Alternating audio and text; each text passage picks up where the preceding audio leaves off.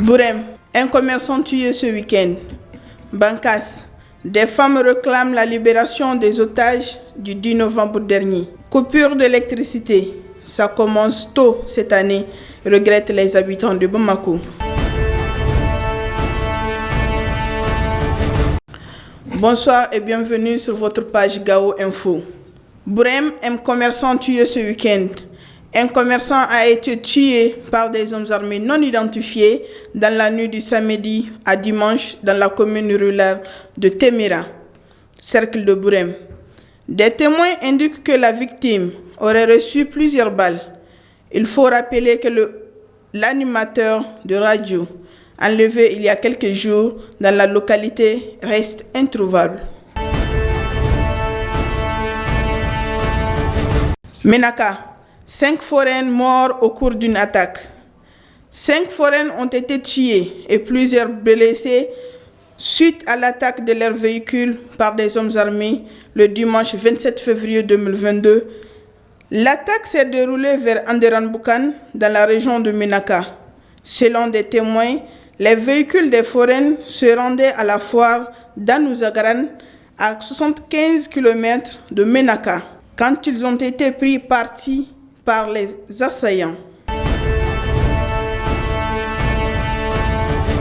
Des femmes réclament la libération des otages du 10 novembre 2021. Des femmes de Bankas ont battu le pavé le dimanche 27 février 2022 pour réclamer la libération des otages enlevés le 10 novembre 2021 sur la route RN15 entre Bankas et Bandiagara. La marche est partie de la place publique pour faire le tour de la ville. La mobilisation a pris fin vers 11 h par la remise d'une déclaration aux autorités locales. Près de 70 enseignants de Koutiala formés sur la didactique des disciplines.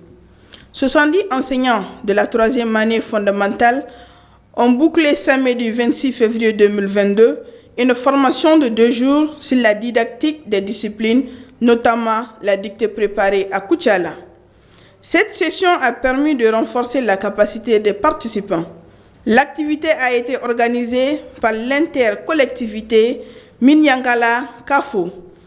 Elle est financée par le programme d'appui à la décentralisation de l'éducation PAD.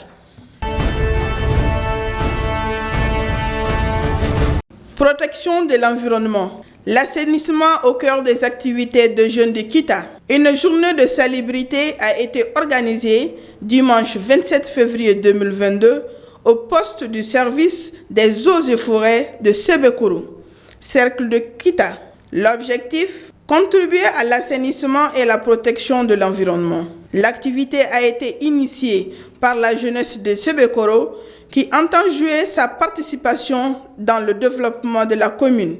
Selon les responsables des jeunes, ce genre d'activité permet de rassembler les jeunes et de renforcer la cohésion sociale dans la localité.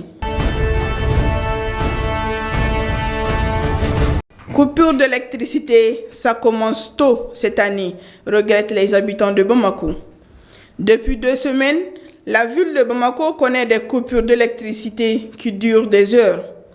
La population affirme ne pas être habituée à ces coupures durant cette période de l'année. Et ces délestages causent beaucoup d'ennuis dans les familles ainsi qu'auprès des commerçants de la capitale. Pour pallier cette situation, certaines personnes se tournent vers les panneaux solaires et les groupes électrogènes. Trafic de drogue en Afrique de l'Ouest. 57 tonnes de cannabis saisies au Sahel en 2021. Amadou Philippe de Andrés est le directeur régional de l'Office des Nations Unies contre la drogue et le crime, dont le bureau est basé à Dakar, Sénégal. Récemment, il a accordé une interview à nos confrères de la radio France Internationale RFI, où il a révélé l'état des lieux du trafic de drogue en Afrique de l'Ouest. Ainsi, il a fait savoir qu'en 2021, 57 tonnes de cannabis ont été saisies au Sahel, dont une macro saisie de 17 tonnes au Niger. Toute chose qui montre le trafic florissant de la drogue en Afrique subsaharienne. Sur ce prend fin le journal du jour. Je vous remercie de nous avoir suivis. On se dit à demain.